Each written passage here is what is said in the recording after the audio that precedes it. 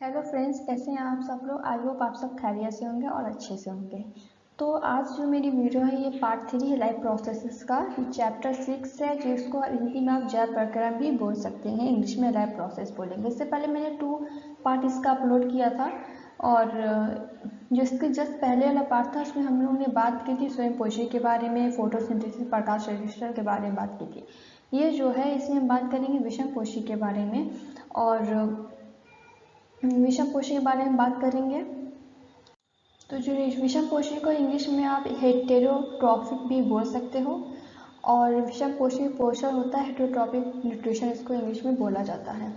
तो हेटेरोट्रॉपिक या विषम पोषी उनको बोलते हैं जो अपने खाने पीने के लिए, अपने पेट का भूख मिटाने के लिए दूसरों पर निर्भर होते हैं। जो स्वयं पोषी होते हैं वो तो आप खाना पीना उनका खुद बनाते हैं अपना खाना पीना। स्वयं पोषी में ऐसे जैसे कि प्लांट्स वगैरह स्वयं पोषी में आते हैं, क्योंकि प्लांट्स क्या करते हैं, अपना खाना खुद बनाते हैं ना। उनको वाटर दे दिया जाता है, फिर वो कार्बन डाइऑक्साइड और सनलाइट को लेकर फिर अपना भोजन, वो अपना फूड बनाते हैं, एनर्जी बनाते हैं।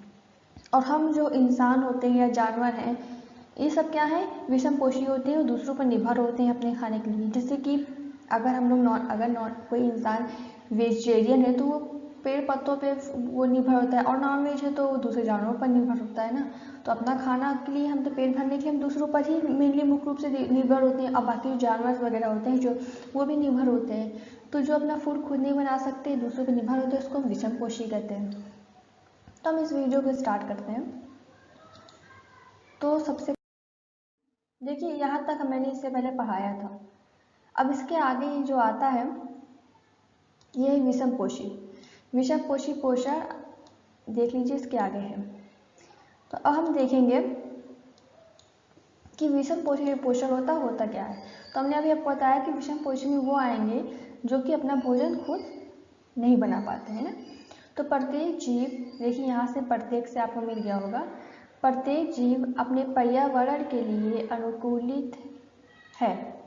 प्रत्येक जीव अपने पर्यावरण के लिए अनुकूलित है का मतलब है जैसे कि हम सब क्या हैं, हम इंसान हैं या दूसरे जानवर हैं, ये सब इसी इन्वायरमेंट, इसी पर्यावरण में रहते हैं और इस पर्यावरण के एडेप्टेड होते हैं, अनुकूलित होते हैं। जैसे इस पर्यावरण से वो खाना पीना लेते हैं, पानी लेते हैं, इसमें आराम से वो जीते हैं। और यही उन्होंने कहा है कि प्रत्येक जीव ऐसे पर्यावरण के अनुकूलित होता है, इसी पर्यावरण में, इसी इन्वायरमेंट में, इसी वेदर में वो आराम से रह लेते हैं। यहीं से खाना पीना भी ले लेते हैं, यहीं से अपना फूड भी ले लेते हैं।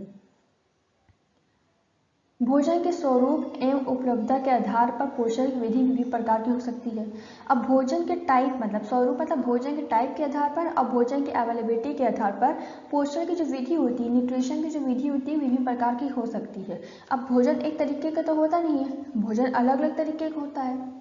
और ऐसा नहीं कि सब लोग एक ही किस्म का भोजन खाते हैं, है ना, अलग अलग किस्म का भोजन भी खाते हैं। भोजन को ग्रहण करने का जो तरीका होता है वो भी सबका अलग अलग तरीके का होता है। ऐसा नहीं कि हम इंसान हैं, मुंह से खाना खाया, हम लोग ने स्टोमक में गया, फिर वो डाइजेस्ट हो गया, फिर वो हमारे एनएस से, वो शरीर से उसके जो भी वेस्ट मटेरियल हमारे बॉडी बना डाइजेशन के बाद वो बाहर निकल गया। तो ऐसा नहीं कि सब में, दुनिया में जितने भी और जीव जंतु हैं, जितने भी दुनिया में हैं, ऐसा नहीं है कि सब में ऐसा होता है, सब में अलग अलग होता है।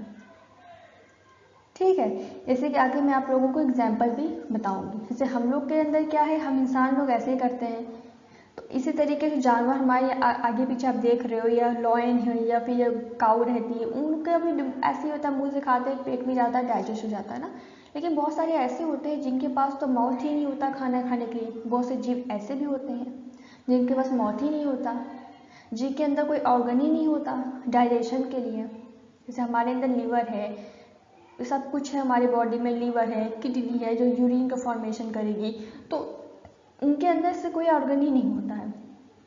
तो हम लोग क्या है, हम लोग मल्टी ऑर्गेनिज्म है, सॉरी मल्टी सेलुलर ऑर्गेनिज्म है। एक कोशिका से बने, हम लोग बहु कोशिका से बने हुए हैं।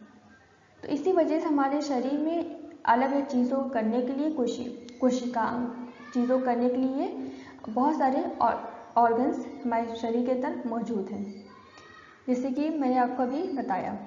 अब जैसे कि इस लंग्स ही देख लीजिए हमारी बॉडी में। तो हम लोग क्या है, मल्टी सेलुलर ऑर्गेनिज्म है, मतलब कि बहुकोशिकीय। इस वजह से हमारे शरीर में हर काम को करने के लिए अलग अलग अंग मौजूद हैं।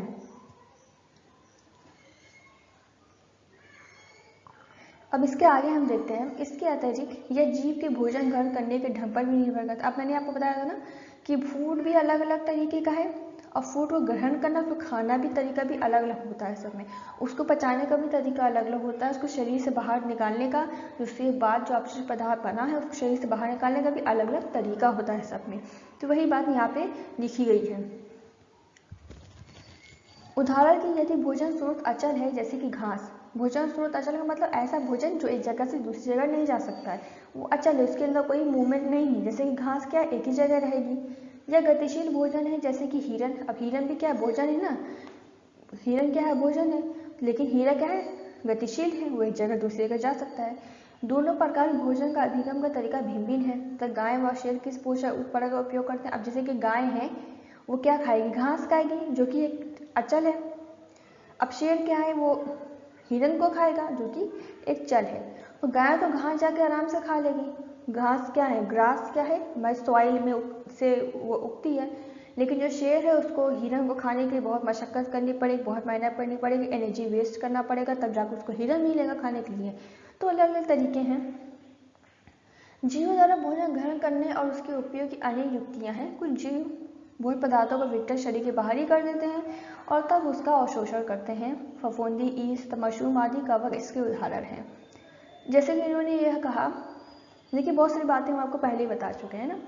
तो देखिए इन्होंने यहाँ पे ये कहा कि इसे हम लोग क्या करते हैं, खाने को खाया, खाना में स्टोमक में गया, डाइजेस्ट हो गया और उससे जो वेस्ट प्रोडक्ट निकला, बाई प्रोडक्ट निकला, वो शरीर से हमारे बाहर हो गया ना, एक्सपेल हो गया।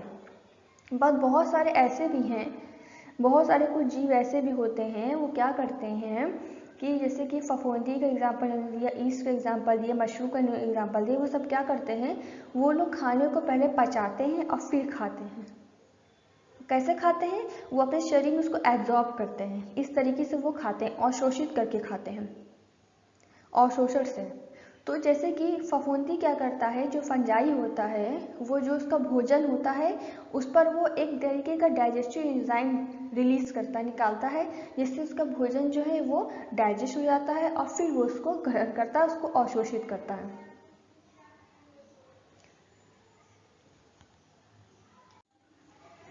तो इतना हमने समझ लिया। अब इसके आगे देखिए क्या लिखा है, अनजीव संपूर्ण, जीव मतलब क्रिएचर्स, ठीक है, अनजीव संपूर्ण भोज पदार्थ का अंतर्ग्रहण करते हैं तथा उनका पाचन करते हैं। उन्हें ये बताया कि कुछ जीव ऐसे हैं जैसे कि फंजाई, ईस्ट क्या है, पहले भोजन को पचाते हैं एक डाइजेस्टिव एंजाइम को रिलीज करके, फिर उसको अवशोषण करते हैं। अब कुछ जीव क्या करते हैं, भोजन को खाते हैं फिर पचाते हैं, जैसे कि हम सब लोग हैं।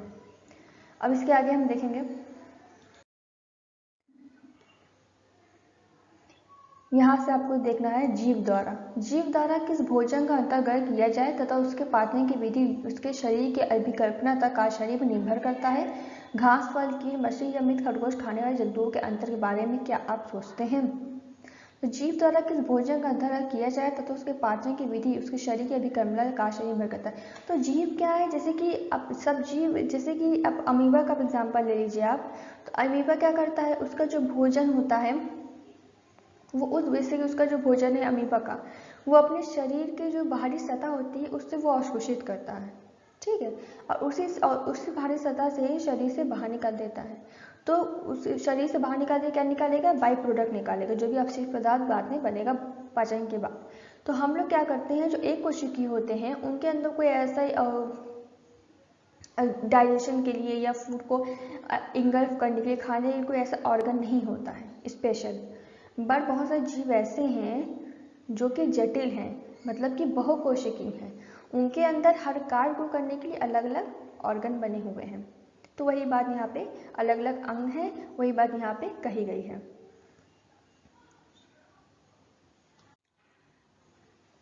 अब हम इसके आगे देखते हैं,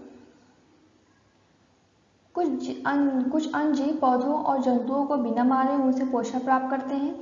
यह पोषक युक्ति अमरबेल, किलनी, जूं, लीच और फीताकृमि सरीखे बहुत से जीवों द्वारा प्रयुक्त होती है। तो उन्होंने कहा, ये कहा है इस सेंटेंस में कहा गया है कि कुछ जीव होते हैं ऐसे जो किसी मतलब कि कुछ अन्य जीव पौधों और जंतुओं को बिना मारे उनसे पोषण प्राप्त करते हैं। तो कुछ जंतु या पौधे जीव, कुछ जीव ऐसे होते हैं जो कि पौधों को या जीवों को बिना मारे उनसे पोषण प्राप्त करते हैं। जैसे कि उन्होंने एग्जाम्पल में दिया जू, लीच, फीता, कृमि। तो उन्हें यहाँ पे क्या कहा, कुछ अन्य जीव पौधों और जंतुओं को बिना मारने से पोषण प्राप्त करते हैं। मतलब कि पोषण तो प्राप्त कर लेते हैं पौधों और जंतुओं से, लेकिन उसको बिना मारे। एग्जाम्पल में आप फीता कृमि का एग्जाम्पल ले लीजिए। फीता कृमि क्या है, एक पैरासाइट परजीव है। ये जहाँ पर रहेगा, जिसके ऊपर रहेगा, उसी से ये अपने न्यूट्रिशन को, पोषक तत्वों को लेगा, लेकिन उसको बिना मारे। जैसे कि फीता कृमि क्या है, एक पैरासाइट है। ये रहता कहाँ है, इंटेस्टाइन में रहता है। ठीक है, स्मॉल इंटेस्टाइन के इलियम वाले भाग में ये पैरासाइट रहता है, ये फीता कृमि रहता है। तो स्मॉल इंटेस्टाइन के इलियम वाले भाग में प्री डाइजेस्टेड फूड होता है। ये उससे न्यूट्रिशन को, पोषक तत्वों को लेता है। कैसे लेता है, जो फीता कृमि की जो बाहरी सतह होती है, उसके शरीर की जो बाहरी सतह होती है, उसको टेग्यूमेंट बोलते हैं। ये उससे वो अवशोषित करता है। तो ऐसा उसने कैसे किया, देखिए उसने अपना न्यूट्रिशन भी ले लिया, पोषक तत्व भी ले लिए, खाना भी ले लिया, और बिना अपने जिसके ऊपर ये रह था, जिसके अंदर वो रह रहा था, बिना उसको नुकसान पहुंचाए इसने अपने न्यूट्रिशन को, पोषक तत्व को ले लिया। ये इस टाइप के जीव होते हैं। तो यही यहाँ पे उन्होंने कहा था कि जैसे कि जो पैरासाइट होते हैं, जिस ऑर्गेनिज्म के ऊपर रहेंगे उसी से ये खाना खाएंगे, उसी के ऑर्गेनिज्म से ही न्यूट्रिशन को, पोषक तत्व को लेते हैं। तो यही फीता कृमि करता है। ये स्मॉल इंटेस्टाइन के इलियम वाले भाग में रहता है और वहीं से वो न्यूट्रिशंस को, पोषक तत्वों को अवशोषित कर लेता है और बिना उस ऑर्गेनिज्म को मारे जिसके अंदर वो रह रहा है। तो ये बात यहाँ पे कही गई है। इसके आगे हम देखते हैं जीव अपना पोषण कैसे करते हैं।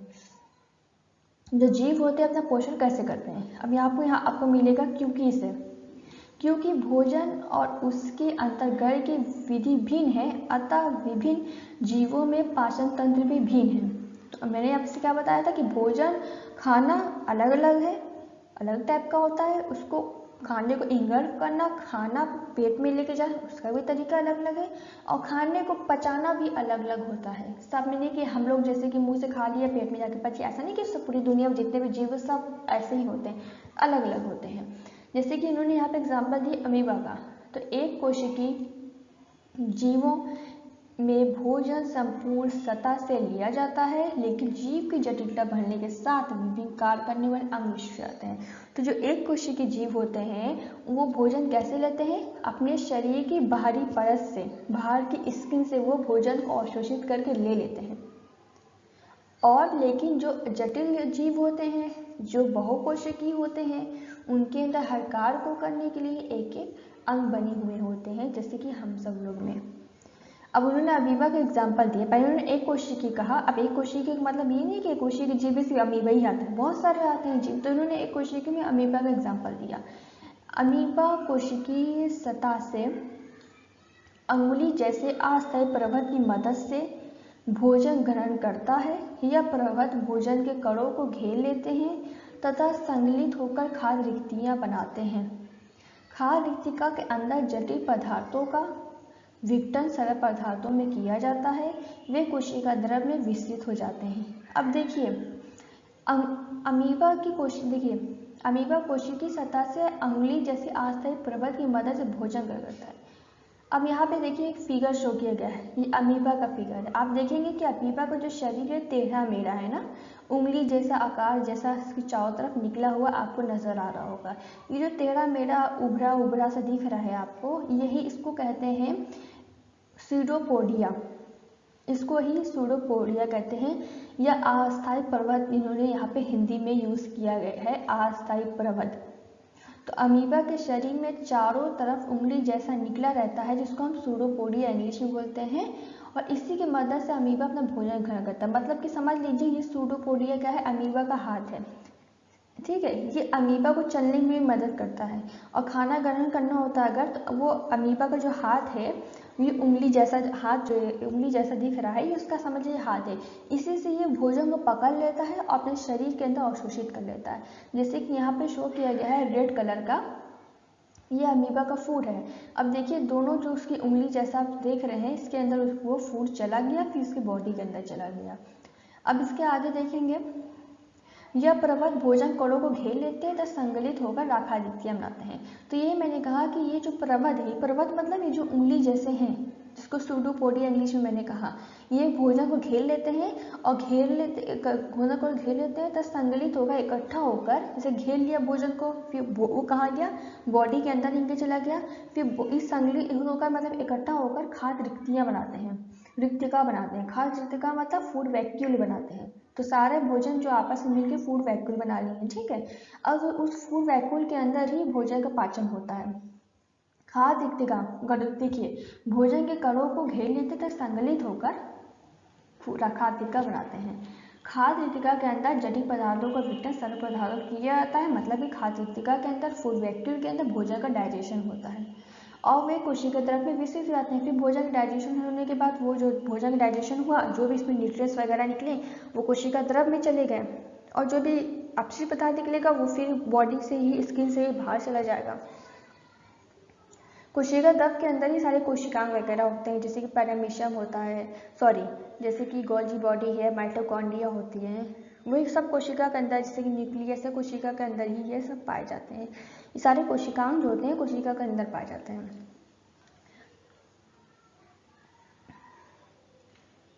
बचा हुआ अपच पदार्थ कोशिका की सतह की ओर गति करता है तो शरीर से बाहर निष्कासित कर दिया जाता है। तो बचा हुआ जो पदार्थ अपशिष्ट उस शरीर से बाहर चला गया।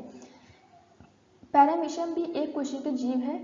इसकी कोशिका का एक निश्चित आकार होता है तथा भोजन एक विशेष स्थान से ग्रहण किया जाता है। भोजन इस स्थान तक एक पश्चाप की गति द्वारा पहुंचता है जो कोशिका की सतह को ढके रहते हैं। तो पैरामीशियम भी एक कोशिकीय अमीबा के तरीके से, बट यहाँ पे थोड़ा पैरामीशियम में अलग है। कोशिकीय जो अमीबा होता है उसके शरीर का कोई पार्टिकुलर मतलब कि एक निश्चित शेप नहीं होता ना, लेकिन पैरामीशियम का एक निश्चित शेप होता है। कहते हैं कि पैरामीशियम स्लीपर होती है चप्पल, उसके साइज शेप का होता है। इसके साथ साथ अब अमीबा ने क्या किया, अपने शरीर की बाहरी सतह से भोजन ग्रहण कर लिया और शोषित करके, लेकिन पैरामीशियम में ऐसा नहीं है। इसकी कोशिका का एक निश्चित आकार होता है, जैसे मैंने बताया, तथा भोजन एक विशेष स्थान से ग्रहण, अब भोजन के लिए एक विशेष स्थान होता है पैरामीशियम में, स्पेशल जगह होती है जहाँ से भोजन अंदर जाता है। भोजन इस स्थान तक पश्चाप गति तक पहुँचता है जो कोशिका सतह ढके रहते हैं। अब पैरामीशियम का जो बॉडी होती है चारों तरफ एक बाल जैसा निकला होता है जिसको आप पश्चाप बोलते हैं। पश्चाप देखिए यहाँ लिखा हुआ है, ये पश्चाप यही है। तो पैरामीशियम के बॉडी के चारों तरफ बाल जैसा निकला रहता है जिसको पश्चाप या सीलिया बोलते हैं। ये सीलिया क्या करता है, बीट करता है और बीटिंग से उसके जो फूड वगैरह होते हैं पानी में घुले हुए, पानी के साथ वो फूड वगैरह भी उस स्पेशल जगह से पैरामीशियम की बॉडी के अंदर इंटर कर जाते हैं। तो यहाँ मैं थोड़ा सा फिगर से दिखाना चाहूँगी आपको। देखिए मैंने आपको बताया था कि फीता कृमि होता है जो कि स्मॉल इंटेस्टाइन के एरिया से न्यूट्रिशन वगैरह को अवशोषित करता है। तो यही फिगर में दिखाया, ये क्या है, ये सब है फीता कृमि या टेप वर्म भी आप इसको इंग्लिश में बोल सकते हो। तो आपको अमीबा दिखाई देगा। इससे मैं बताया था कि अमीबा के शरीर के बाहरी सतह से, जो शरीर की ये बाहरी सतह आप देख रहे हैं, ये इसी से भोजन को ग्रहण करता है, अवशोषित करता है, इसी से अपशिष्ट पदार्थ को बाहर निकालता है। तो ये देख लीजिए, ये सब क्या है, जो उंगली जैसा आपको दिख रहा है शरीर के इसके चारों तरफ, इसको पश्चाप बोला था इन्होंने। पश्चाप मतलब सूडोपोडिया, पश्चाप, इसको सूडोपोडिया इन्होंने बोला था। हाँ, ये इसको एक्चुअली इसकी जो फिंगर जैसे आप देख रहे हो, इसको इंग्लिश में सूडोपोडिया बोलेंगे और हिंदी में हम इसको प्रवध बोलेंगे। मैंने गलती से पश्चाप बोलते हैं, एक्चुअली पश्चाप मतलब सीलिया होती है जो पैरामीशियम के चारों तरफ पाया जाता है। तो यहाँ पे आप देख सकते हैं, ये यहाँ पे शो किया गया है फूड वैक्यूल, ये फूड शो किया गया है, ठीक है। ये फूड पार्टिकल है जो कि इसके अंदर ये यहाँ पे चला आएगा इसके उंगलियों के बीच में, और फिर उंगलियाँ इसको ऐसे अच्छे से पकड़ लेंगी और फिर ये इनके शरीर के अंदर चला जाएगा। शरीर के अंदर जाने के बाद फूड मिलकर आपस में फूड वैक्यूल बनाएंगे। देखिए ये फूड वैक्यूल है जिसके अंदर भोजन का पाचन हो जाएगा। ये देखिए न्यूक्लियस पाया गया है, ये साइटोप्लाज्म है, ये जो पूरा तरल जैसा आपको दिखेगा पानी जैसा, इसे साइटोप्लाज्म या कोशिका द्रव भी बोलते हैं। इसी के अंदर न्यूक्लियस या फूड वैक्यूल या कॉन्ट्रैक्टिव वैक्यूल सब होता है। कॉन्ट्रैक्टिव वैक्यूल का काम होता है शरीर से एक्सेस वाटर को, एक्स्ट्रा वाटर को शरीर से बाहर निकालना। तो ये सब है। अब इसके आगे जैसे मैंने बताया था कि पैरामीशियम के चारों तरफ बाल जैसा होता है, जिसको सेलिया बोलते हैं या हिंदी में पछियाप बोलते हैं। जिससे कि वहाँ बताया गया था कि पछियाप पाए जाते हैं कि शरीर के चारों तरफ, जो कि बीट करता है, खूब जोर जोर हिलता है समझ लीजिए आप, जिससे जो फूड होता है उनके बॉडी के अंदर चला जाता है। तो यहाँ पे वेस्टिबुलर ओरल ग्रुप लिखा है, फूड यहीं से, ये जो वेस्टिबुलर ओरल ग्रुप यहाँ आप देख सकते हैं, ये लिखा हुआ है, ये यहीं से फूड इंटर करता है इनकी बॉडी में, यहाँ से फूड बॉडी में जाएगा, पानी के साथ साथ बॉडी में जाएगा, फिर यहाँ पे देखिए यहाँ पर पाया जाता है वो साइटोस्टोम पाया जाता है, यहाँ पे दिख नहीं रहा है साइटोस्टोम, या फिर आप उसको सेल माउथ भी बोल सकते हो, साइटोस्टोम पाया जाता है, इसको माउथ भी आप बोल सकते हैं इसका। उस यहाँ से फूड मतलब गया, अंदर गया, फिर साइटोस्टोम से होता हुआ फूड वैक्यूम में चला जाता है और फिर वहाँ से फूड का डाइजेशन हो जाता है। इसी तरीके से होता है ये जो पेलिकल लिखा हुआ है, शरीर इनकी बाहरी सतह होती है। एनल पोर या साइटोप्रोक्ट लिखा है, यहाँ से इनके शरीर, देखिए आप एनल पोर साइटोप्रोक्ट, ये यहाँ से इनके शरीर से जो भी अवशेष पदार्थ होता है वो बाहर निकलता है। इनमें न्यूक्लियस पाया जाता है, एक मैक्रो पाया जाता है, माइक्रो पाया जाता है।